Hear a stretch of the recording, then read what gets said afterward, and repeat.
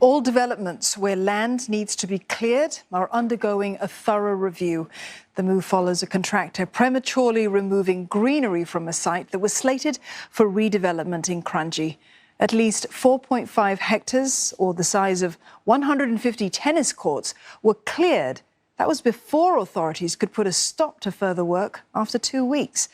Investigations are also ongoing into another 2.8 hectares, which was cleared while environmental studies were pending. At the same time, other new facts have emerged. Authorities have revealed some plots were approved to be cleared as early as last March to make way for the new Agri-Food Innovation Park. They also clarified that the area was disused scrubland formerly occupied by the KTM railway line. Over the years, some non-native albizia trees took root here. No environmental impact assessment was done because it wasn't near sensitive nature areas. Still, a review led by Permanent Secretary Joseph Leong will look at how the project was managed and how agencies can work better together. A stern warning has also been issued to the contractor, Hua Tiong. I have instructed all relevant agencies involved in land clearance projects to conduct an immediate check to make sure that their project supervision and implementation processes are in order, so as to avoid any repeat of the mistakes made. The public service will learn from this and improve. Now, all of this first came to light when nature lovers posted photos on social media nearly a week ago. They claimed that vast tracts of forested land were being cleared illegally in the Sungai Kadut eco-district. But authorities now say that the place between Kranji Road and Kranji Close is not what's called a sensitive nature area. Now, this means that there was no need for an environmental impact assessment to make way for the future Agri-Food Innovation Park. Now, what grew in this area were overgrown shrubs and non-native trees.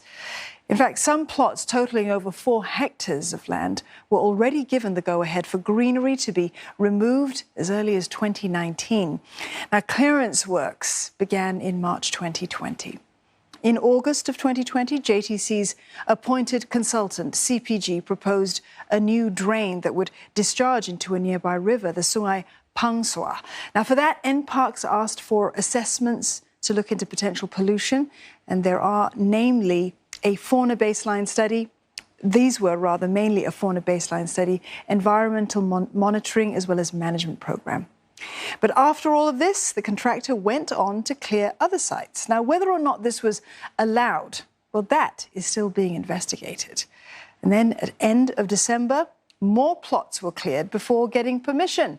About 2 weeks later, this was found out by JTC. All clearance works were stopped immediately. Meantime, authorities have stressed that the place will still have much greenery. About 40% of the site had earlier been set aside for green cover, with a green corridor of up to 100 metres wide running right through. Still, National Development Minister Desmond Lee calls the lapse regrettable and deeply concerning. He's pledged to review the framework that guides how and when environmental studies are done before development. We will develop a more comprehensive picture of the island-wide ecosystem and connectivity so that we can better consider how the specific sites connect to our nature cores, buffers, and corridors. Second, in terms of conducting environmental studies, we are reviewing whether it is better to centralize the management of EIA consultants instead of having individual developers manage their own. Separately, we are also looking at the use of technology in the built environment sector, and will explore how such technology can be applied to project management. Experts say studies to measure environmental impact should be done before development begins to find out the area's ecological value and potential concerns. Those we spoke with welcomed plans to enhance processes announced today. I'm stepping on what used to be the old KTM rail line. When Malaysia returned this part of Kranji to Singapore in 2011, this was all shrubland. It wasn't near any sensitive nature areas, and so an environmental impact assessment was not required for works. But now, 10 years on, this place is now forested. The Nature Society has recorded almost 50 bird species in the surroundings. A baseline study on the flora has been done, and another on its fauna will follow. While these are components of an environmental impact assessment, or EIA, they aren't as extensive. EIA is much more comprehensive. It covers a lot of features of the area, soil study, water quality. Then you will usually have an inventory of the various categories of flora and fauna there. Even if it is a scrubland, it is a kind of habitat that is, also prevalent in Singapore, and a certain category of wildlife need those habitats. Plans are afoot to strengthen processes relating to environmental impact assessments. The National Development Ministry says these include centralizing the management of EIA consultants rather than leaving it to individual developers. Then that's actually quite a significant development. It means that now an EIA company is independent. Who they're reporting is to the regulatory entity in the government, and that means they are able to just do objective work. Because currently, the developer is in charge of hiring these companies, and we have given feedback in the past that that's not the most desirable situation, because it's essentially the fox guarding the chicken coop.